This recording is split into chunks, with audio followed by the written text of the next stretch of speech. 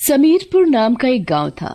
उस गांव में बसंता अपनी 8 साल की बेटी पिंकी के साथ रहती थी। पिंकी अपाहिज थी। घर चलाने के लिए बसंता घर में मिट्टी के बर्तन बनाया करती थी। दिवाली आने वाली थी, इसलिए बसंता मिट्टी से दिए बनाकर बेचा करती थी।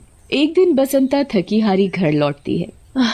आज भी कोई दिया नहीं बिका, ऐसे कैसे घर चलेगा। माँ उदास मत होइए, आज नहीं तो कल हमारे दिए जरूर बिकेंगे। अच्छा माँ, एक बात बोलूं? हाँ मेरी बच्ची बोलो। मैं सोच रही थी कि क्यों ना हम दिए के साथ साथ पटाखे भी बेचें। क्या पता पटाखे के साथ साथ दिए भी बिक जाए हमारे। बात तो तुम बिल्कुल सही बोल रही हो, पर मैं तुम्हें इस हालत में अपने साथ नहीं ले जा सकती।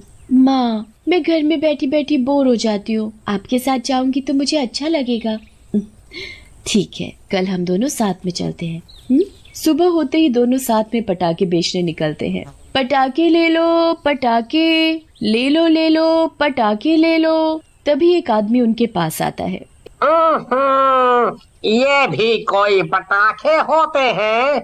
ये सब कचरा है, कचरा। इन्हें तो किसी कचरे में जाकर फेंक दो। ऐसे पटाखे जलाने से कहीं हमारे बच्चों को कुछ नुकसान पहुंचा तो नहीं। नहीं, मुझे नहीं चाहिए। फिर वो आदमी वहाँ से चला जाता है। फिर दोनों एक कपड़े की दुकान पर जाते हैं। बाबूजी पटाखे ले लीजिए अपने बच्चों के लिए। हुडी बाबा, चल चल निकल यहाँ से। पता नहीं कहाँ कहाँ से आ जाते हैं।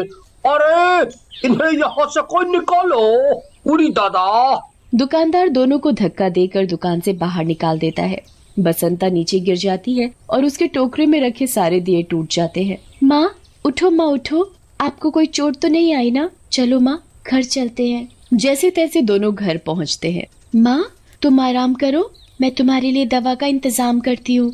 बसंता को बीमार देख पिंकी परेशान हो जाती है। ऊपर से उसके पास इतने पैसे भी नहीं होते कि माँ के लिए दवा ला सके। पिंकी उदास मन लिए गांव के पास बनी नदी के पास जाती है और वहाँ बैठकर पिंकी रोने लगती है। पर पिंकी को नहीं पता होता कि जिस नदी के पास वो बैठी है उस नदी के पास एक चुड़ैल भी रहती है। पिंकी को रोता हुआ देखकर चुड़ैल उसके पास आ जाती है। क्या हुआ बेटी, क्यों रो रही हो? चुड़ैल, मुझे मत मारो, मुझे जाने दो, मुझे अपनी माँ के पास जाना है। घबराओ मत बेटी, मैं तुम्हें कुछ नहीं करूंगी। अगर मुझे तुमको खाना ही होता तो तुम्हें बिना बताए ही मैं तुम्हें खा जाती। अब बताओ तुम इतनी दुखी क्यों हो? मेरी माँ बहुत बीमार है, उनके इलाज के लिए मेरे पास पैसे नहीं है। बिना इलाज के कहीं मेरी माँ को कुछ हो गया तो। नहीं नहीं, उन्हें कुछ नहीं होगा। अरे और ऐसा नहीं सोचते। मेरी माँ मिट्टी के दिए और पटाखे बेचकर घर चलाती थी। अच्छा, अगर तुम्हारी ये समस्या हल हो जाए तो तुम्हारी माँ की जगह मैं पटाखे बेचने जाऊंगी और तुम घर पर बैठकर अपनी माँ की देखभाल करना। सच में? पर तुम्हारा ये रूप देखकर कोई भी तुमसे पटाखे नहीं खरीदेगा। तभी चुड़ैल एक औरत के रूप में बदल जाती है। अब मुझे कोई नहीं पहचानेगा। बेटी अब तुम घर जाओ। फिर क्या था, पिंकी हंसी खुशी घर चली जाती है और चुड़ैल सिर पर टोकरा रखकर गांव में पटाखे बेचने जाती है। पटाखे ले लो, दिए ले लो। तभी चुड़ैल के पास एक बच्चा आता है। पटाखे वाली आंटी, क्या आप मुझे पटाखे दोगी? हाँ बच्चे, बताओ कौन सा पटाखा दूं? ये रॉकेट चाहिए तुम्हें? हाँ, ये बहुत अच्छा है। हुई हुई। तभी बच्चे का पापा विक्रम वहाँ आ जाता है और चुड़ैल को डांटने लगता है। कहीं तुम्हारा दिमाग तो खराब नहीं हो गया? बच्चे ने पटाखा मांगा तो तुमने फट से उसके हाथ में रॉकेट पकड़ा दिया। तुम्हारे पटाखे घटिया होते हैं, इन्हें हमारे गांव में मत बेचो। नहीं नहीं, ये पटाखे तो बहुत अच्छे जलते हैं, आप एक बार इन्हें जलाकर तो देखो। एक बार बोल दिया, समझ नहीं आती क्या? अपना टोकरा उठा और चलती बन यहाँ से।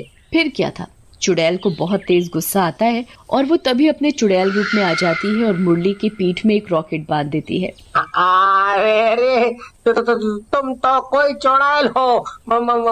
मुझे छोड़ दो, जाने दो मुझे। जब ये रॉकेट चलेगा ना तब पता चलेगा तुझे कि ये कितना बुरा है।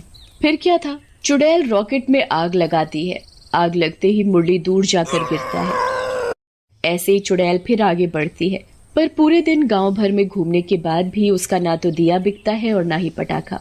अगर आज एक भी पटाखा नहीं बिका तो पिंकी की माँ का इलाज कैसे होगा? चुड़ैल सोच में पड़ जाती है, क्यों ना मैं बाजार में जाकर बेचूं इन्हें। चुड़ैल बाजार में जाती है। तभी चुड़ैल को वहाँ एक बच्चा अपनी माँ से दुकान में रखे पटाखे लेने की जिद करता दिखाई देता है। बहन, बच्चा बहुत रो रहा है, तुम मुझसे ये पटाखे खरीद लो, मैं बहुत गरीब हूँ। औरत को उस पर तरस आता है तो वो अपने बच्चे के लिए कुछ पटाखे खरीद लेती है। कुछ पैसे हाथ आते ही चुड़ैल पिंकी को वो पैसे दे देती है।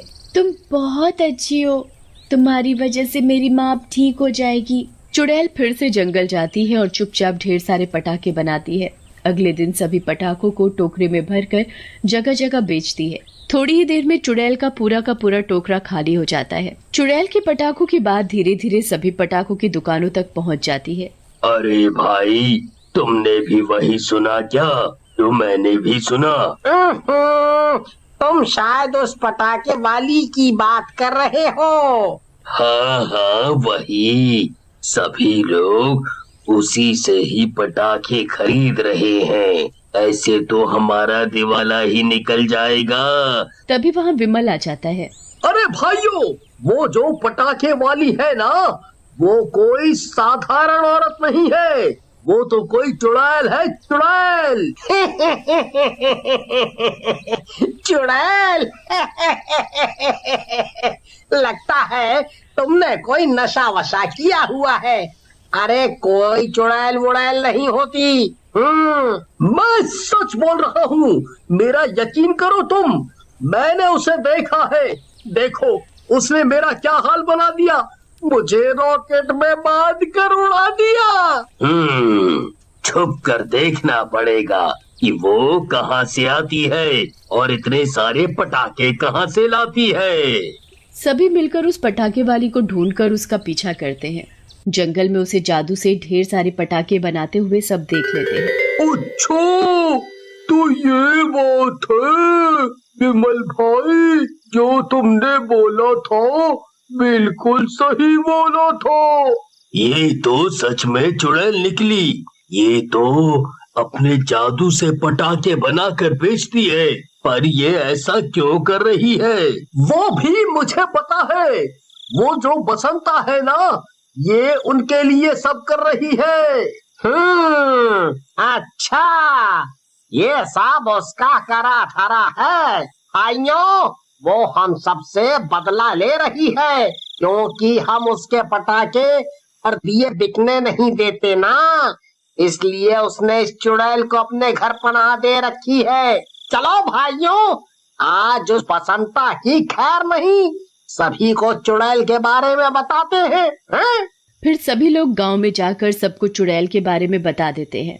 अच्छा, तभी मैं कहूँ कि उसके पटाखे कुछ अजीब ही हैं। अरे, इसका मतलब हमारे गांव पर चुड़ैल का साया है। ऐसे तो वो एक एक करके हम लोगों को खा भी सकती है। नहीं नहीं, ऐसा नहीं होगा। चलो भाइयों सब, आज हम उस चुड़ैल को मार डालेंगे। फिर क्या था, पूरा गांव हाथ में मशाल लिए बसंता के घर पहुंच जाता है। बसंता, ओ बसंता, बाहर निकल।